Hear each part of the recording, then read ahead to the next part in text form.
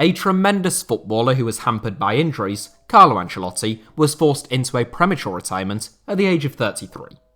It is often the case that players who have their careers cut short make for the most diligent, skilled and determined of managers, and so it proved with Ancelotti. From his hometown club of Reggiana to the dizzying heights of Champions League success at AC Milan, Ancelotti has become one of the most celebrated and accomplished managers of his generation. The current Everton boss is officially the most successful manager in the history of UEFA competitions, with 3 Champions League titles to his name and 7 UEFA trophies in total. Following a brief hiatus from our series, take a look at a number of managers' best and worst ever signings, we're back today with the man that Italians nicknamed Carletto. I'm sure I said this about Arsene Wenger and probably Jurgen Klopp and pretty much every manager I've covered, but Ancelotti's best deals make for remarkable reading. And some of the honourable mentions that I will cover towards the end are indication in of themselves of the fantastic business that he has done.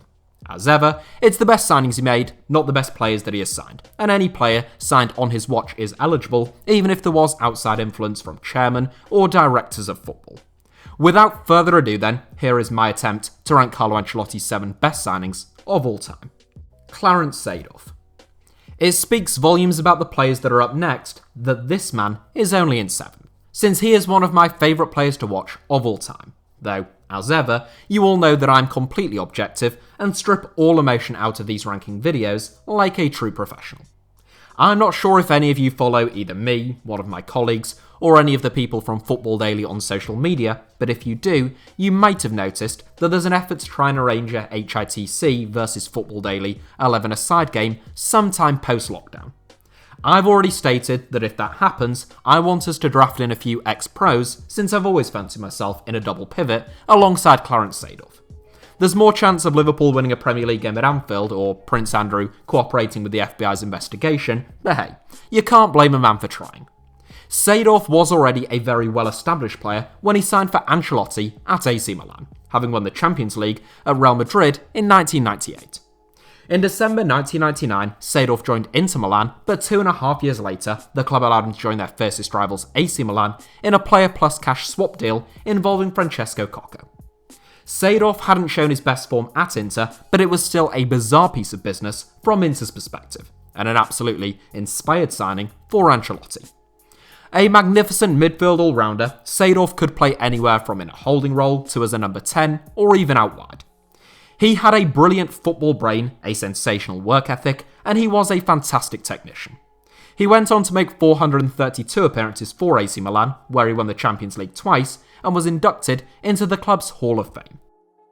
Zlatan Ibrahimovic. By the time Carlo Ancelotti was the same age that Zlatan Ibrahimovic is now, he was already challenging for Serie A titles at Parma. That has absolutely no relevance to today's video, it's just a little aside to emphasise Ancelotti's early start in management and Ibrahimovic's remarkable longevity as a player. When the big Swede linked up with Ancelotti at PSG in 2012, the €20 million fee involved probably reflected the fact that Ibrahimovic was on the verge of turning 31. That didn't bother Ancelotti, who had just witnessed Ibrahimovic bagging 35 goals in 44 games in Milan the previous season. In Paris, he would be even more prolific. Without a league title in 18 years, PSG were obviously an emerging superpower in Ligue 1 at the time, fueled by filthy state-owned Qatari cash. Ibrahimovic only actually spent 4 seasons in Paris, but that was all it took for him to become the club's all-time leading goalscorer. He bagged a grand total of 156 goals in 180 games, winning 12 trophies in total, including the Ligue 1 title in every season, as well as receiving a Ballon d'Or nomination, also in every one of his 4 seasons at the club. He was later leapfrogged by Edinson Cavani as PSG's all-time top scorer, but his legacy as one of the club's greatest players, and as one of Ancelotti's finest signings, remains untouched. Kafu. Yet another player who was signed by Carlo Ancelotti when others perhaps felt his best days were behind him, when you think of how much Kafu contributed to AC Milan, along with the fact that he arrived completely free of charge, it is pretty remarkable. One of the greatest right-backs of his generation, if not of all time, Kafu had already spent 6 seasons in the Italian game with Roma before being signed by Ancelotti, where he won a Scudetto in 2001. Kafu had just turned 33 when he arrived at the San Siro, so the most optimistic of AC Milan fans might have hoped that the club would get 2 or maybe 3 years of service out of him. Kafu spent 5 seasons with the club, registering more than 150 appearances. The 2-time World Cup winner won 7 trophies during that time and played in 2 Champions League finals. Renowned for his phenomenal work rate and boundless energy, Kafu could still get up and down the right flank at pace right up to the age of 38. He twice made the UEFA Team of the Year under Ancelotti and was later inducted into the AC Milan and Roma Hall of Fame. Toni Kroos. Somewhat reminiscent of Inter Milan selling Clarence Seedorf, Bayern Munich's decision to sell Toni Kroos was bewildering to say the least. Rumour has it that in the summer of 2014, when Kroos played a pivotal role in Germany's World Cup win in Brazil, he had learned of Mario Götze's salary at the Allianz Arena, but was told by Bayern CEO Karl-Heinz Rummenigge that he wouldn't be offered a contract worth any more than €10 million a year because he wasn't, and I quote, a world-class player. That seemed like a strange judgment call to make at the time, given that Kroos had already helped Bayern to a Champions League win and was widely regarded as one of the best passers of all in world football, but it seems like a frankly laughable one now, with Kroos having enjoyed a magnificent career, whilst Mario Götze has experienced rather contrasting fate, though it must be said that Götze's demise had much more to do with his health than his talent. Ancelotti was the Real Madrid boss when Los Blancos took Kroos off Bayern Munich's hands, doing so for a fee of just 24 to 30 million euros, depending on which reports you choose to believe. Either way, or quite frankly, even if it had been double that amount, Kroos was a bona fide bargain. He has since played more than 300 games for Real Madrid, winning his 2nd, 3rd and 4th Champions League titles, and thrice making the FIFA Pro World 11. So much for not a world-class player, eh? Hernan Crespo. The top 3 in this 7 would all rank among the top 25 signings of my lifetime. Probably. I mean, I've made no effort to verify that claim, I just imagine it's true because they're all utterly sensational signings. Hernan Crespo was one of Carlo Ancelotti's earliest signings in management, signed during his first summer in charge at Parma. Only 20 years old at the time, Ancelotti brought Crespo to Europe from River Plate, where he had spent his first 3 seasons as a professional. Signed off the back of his superb form at the 1996 Olympics with Argentina, Crespo set Parma back less than £2.5 million, representing one of the steals of the century, but not everyone was convinced at the time. During his first 6 months at the club, Crespo failed to score a single goal, and he was routinely jeered, booed, and heckled by his own supporters. Ancelotti was lambasted for continuing to play the youngster, but in the second half of his debut campaign, Crespo began to turn things around. Fast, tenacious, and two-footed, he quickly became one of the biggest stars in Serie A, and with it, one of the biggest stars in the European game.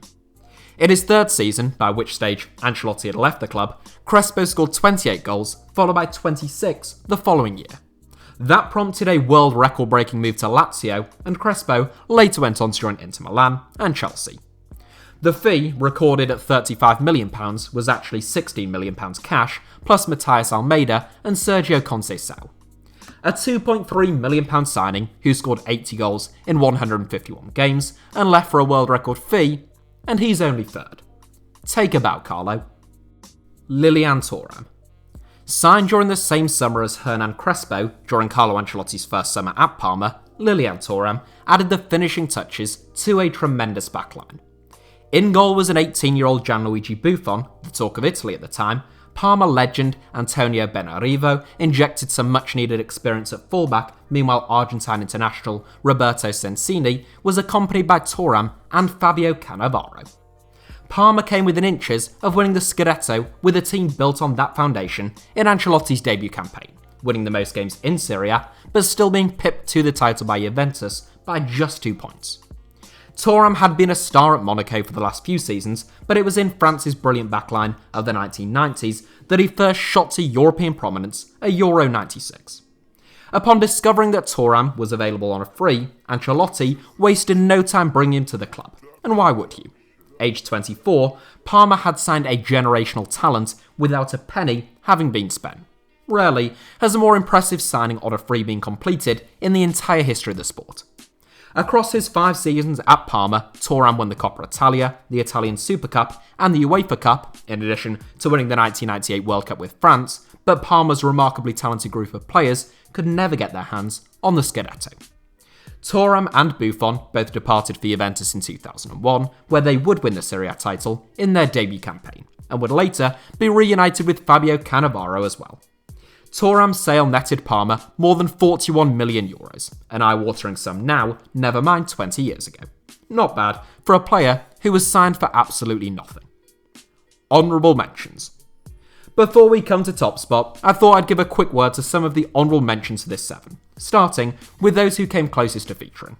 One signing I can't quite believe I had to leave out was the £10.8 million acquisition of Marco Verratti from Serie B side Pescara whilst Ancelotti was at PSG. Whilst Verratti's attitude and application can sometimes be questioned, his talent cannot. One of the most gifted midfielders in the world when he's at it, Verratti is currently closing in on 350 appearances in Paris, still aged only 28. Elsewhere, the signing of Gianluca Zambrotta for just €15 million, whilst Ancelotti was at Juventus, proved to be an inspired signing, and Ancelotti is also the man who brought Serge Gnabry to Bayern Munich for just €8 million in 2017. Those are the 3 that came closest to featuring, but shoutouts also go to Ancelotti's recruitment of Thomas Brolin, David Trezeguet, Alessandro Nesta, Nicolas Zula, Thiago Motta, Thiago Silva, twice, Keylor Navas, Dani Carvajal, Casemiro, and a little more controversially, I would say Gareth Bale, despite his transfer fee, and potentially James Rodriguez, the 3rd time he's been signed by Ancelotti, on a free at Everton. All wonderful pieces of business that just missed out for one reason or another, primarily because the competition was so fierce. That is 6 of the top 7 done and dusted, along with the honourable mentions, but there is still the small matter of top spot. Kaka. In a management career spanning more than a quarter of a century, which is still going strong, and can boast some of the finest acquisitions in the entire history of the sport, it takes a special player to come out on top. That is exactly what we've got in the form of Kaka though, who was truly one of the best players on the planet for a number of years under Ancelotti at AC Milan. Signed by AC Milan at a time when talented young Brazilian internationals didn't automatically cost €50 million, Kaka set Ancelotti's side back just €8.5 million. A bargain when one thinks that he had already won the World Cup with Brazil as a 20-year-old, in addition to scoring more than 20 goals for Sao Paulo in a single season from midfield. Kaka only played 25 minutes of football in Brazil's 2002 World Cup winning campaign, unsurprisingly, given the competition from the likes of Ronaldo, Rivaldo, and Ronaldinho, so his reputation in Europe wasn't yet sky high. It wouldn't take him long to change that though. It takes some players a little while to settle into a new country, league, and language, but not Kaka, who managed to dislodge Rui Costa from the number 10 position and hit double figures during his debut campaign. Clearly, Ancelotti had signed a rare talent. Over the next 6 seasons at the San Siro, Kaka became, briefly at least, the best player in the world, and was consistently in that conversation. Tall, elegant, lightning quick, superb on the ball, and devastating in the final third, he scored 95 goals in 270 games. He won 5 trophies, and both the FIFA World Player of the Year and Ballon d'Or awards. In 2009, he left AC Milan in a world record-breaking move to Real Madrid worth €67 million. Kaka was never quite the same player in Madrid, where he suffered a few injuries, it must be said. But from AC Milan's perspective, he was signed for peanuts, he was consistently among the best players on the planet for them, and he departed for a world record fee. So even among some stiff competition, I think he deserves to go down as Carlo Ancelotti's finest piece of transfer business, at least until Ben Godfrey eclipses him by winning 2 Ballon d'Ors. So that is it for today's video, but thank you all as ever for watching. Give us a like if you enjoyed it, let me know your thoughts down below in the comments, and do make sure, just double check that you are subscribed and have notifications turned on for HITC Sevens. You can also find me on Twitter or Instagram by the username at HITC Sevens on both, should you feel so inclined.